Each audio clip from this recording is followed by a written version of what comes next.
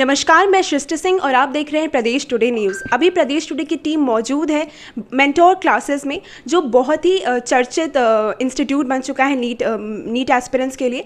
और अभी हमारे साथ जुड़ गए हैं नीट मेंटर के डायरेक्टर डॉक्टर अमित गुप्ता, जो फॉर्मर एम्स डॉक्टर भी रह चुके हैं। आइए जानते हैं उनसे उनकी जर्नी के बारे में कि कैसे वो डॉक्टर प्रोफेशन, वो गवर्नमेंट जॉब छोड़कर वो सीधे टीचिंग प्रोफेशन में आ गए। आइए करते हैं उनसे इस विषय में बात। नमस्कार सर। नमस्कार। दरअसल ऐसा है कि जो आपने बोला कि किस तरीके से मैं नीट के प्रोफेशन में आया और एमबीबीएस डॉक्टर था एम्स में, उसके पीछे का सिंपल सा लॉजिक था कि जब मैं कोटा में खुद इसकी तैयारी करने गया तो उसी टाइम से मेरे मन में एक इमेजिनेशन था कि कितने सारे ऐसे बच्चे होते हैं जो कोटा नहीं जा पाते, दिल्ली नहीं जा पाते, क्योंकि वहाँ पे 2-2.5 लाख रुपए फीस लगती है और फिर वहाँ बच्चों के रहने का एकोमोडेशन और फूड का जो चार्जेस होते हैं वो बच्चे बियर नहीं कर पाते। उन सारी चीज़ों को सोल्व करने के लिए मेरे दिमाग में एक आइडिया था कि जो प्रिपरेशन कोटा में कराई जाती है उसी प्रिपरेशन को मैं भोपाल में काफ़ी कम कॉस्टिंग में करा सकता हूँ, जिससे क्या होगा कि कम कॉस्टिंग में कराने से जो ज़रूरतमंद बच्चे हैं, अंडर प्रिविलेज्ड स्टूडेंट्स हैं, उनके लिए मैं कुछ कर पाऊँ। तो ये एक चाहत मेरे दिल में शुरू से थी और मैं एम्स में रहा। एम्स में रहने के बाद मुझे लगा कि अब मुझे एक डॉक्टर मैं बन गया हूँ, डिग्री कंप्लीट हो गई और मैं एमबीबीएस कर चुका हूँ, एम्स का काम करने का मुझे मौका मिला। देन आफ्टर मैंने रिज़ाइन किया और स्टार्ट किया इस नीट मेंटोर इंस्टीट्यूट का। नीट मेंटोर इंस्टीट्यूट का हमारा टारगेट हर उस बच्चे को डॉक्टर बनाना है जो कोटा नहीं जा पा रहा है, जो दिल्ली नहीं जा पा रहा है। ऐसे बच्चों को डॉक्टर बनाना ही नीट मेंटोर की जिद है। और मुझे आप लोगों को बताते हुए खुशी हो रही है कि आज की डेट में ना जाने कितने सारे ऐसे बच्चे हैं जो डॉक्टर बन के गए हैं, जो अंडर प्रिविलेज थे। मतलब बच्चे तो बहुत सारे डॉक्टर बन के गए हैं, जो काफ़ी ज़्यादा रिच फैमिली वाले भी गए हैं, लेकिन सबसे ज़्यादा खुशी उन बच्चों को बनाने में होती है जिनको बनाना थोड़ा मुश्किल था, जो तैयारी नहीं कर सकते, उन लोगों को तैयारी कराने का। तो ये नीट मेंटर का सौभाग्य है कि हमें ऐसे बच्चों को डॉक्टर बनाने का मौका मिला। ऐसे कई सारे बच्चे आज खुद नीट मेंटोर में अपनी सर्विसेज देते हैं और हमारे इस अभियान को आगे बढ़ा रहे हैं।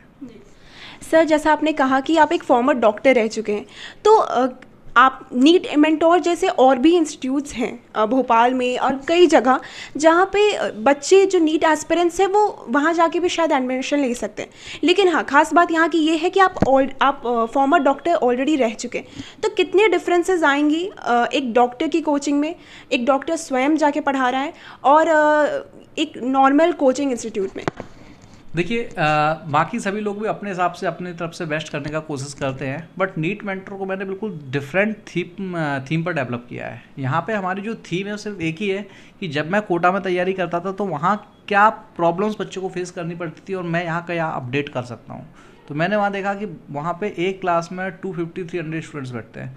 हमारे यहाँ हम लोग 30 या 35 स्टूडेंट्स डालते हैं। तो बच्चे के ऊपर जो पर्सनल केयर हम लोग देते हैं कि बच्चे से बार बार बोलना, उसको टच करना बार बार कि बेटा करना है करना है करना है, बार बार के एनकरेज से बच्चा बहुत कुछ एक्स्ट्रा करके दिखा पाता है। सेकेंड थिंग, यहाँ सिर्फ मैं ही अकेला डॉक्टर नहीं हूँ, हमारे यहाँ की जो अदर फैकल्टीज़ हैं वो भी डॉक्टर हैं और साथ में IITians हैं। तो वो सारे के सारे लोगों ने इन कॉम्पिटिटिव एग्ज़ाम्स को क्रैक किया है। तो जब हम लोगों ने खुद इस एग्ज़ाम को क्रैक किया होता है तो हमारे माइंड में एक इमेजिनेशन होता है कि बच्चा किस कॉन्सेप्ट में क्या सोच रहा होगा, उसके दिमाग में क्या क्वेरीज चल रही हैं, वो डाउट पूछेगा या नहीं पूछेगा, क्योंकि हम लोग खुद उस चीज़ के एस्पिरेंट रहे हैं। सेकेंड थिंग, एक यूनिक चीज़ हम लोगों ने लॉन्च की है जिससे बच्चों को बहुत ज़्यादा बेनिफिट हो रहा है, वो है मेंटोरशिप प्रोग्राम। हर बच्चे के ऊपर हम लोग एक पर्सनल मेंटर प्रोवाइड करते हैं। जैसा मैंने आपको बताया कि मेरे यहाँ से कई ऐसे बच्चे, ज़रूरतमंद बच्चे डॉक्टर बन के गए हैं जिन्होंने सपना भी नहीं देखा था।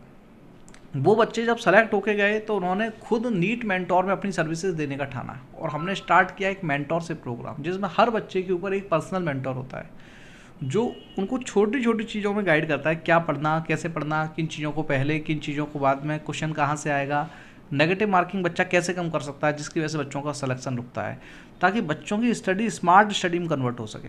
तो ये कुछ ऐसी चीज़ें हैं जो दूसरे इंस्टीट्यूट से नीट मेंटर को अलग बनाता है।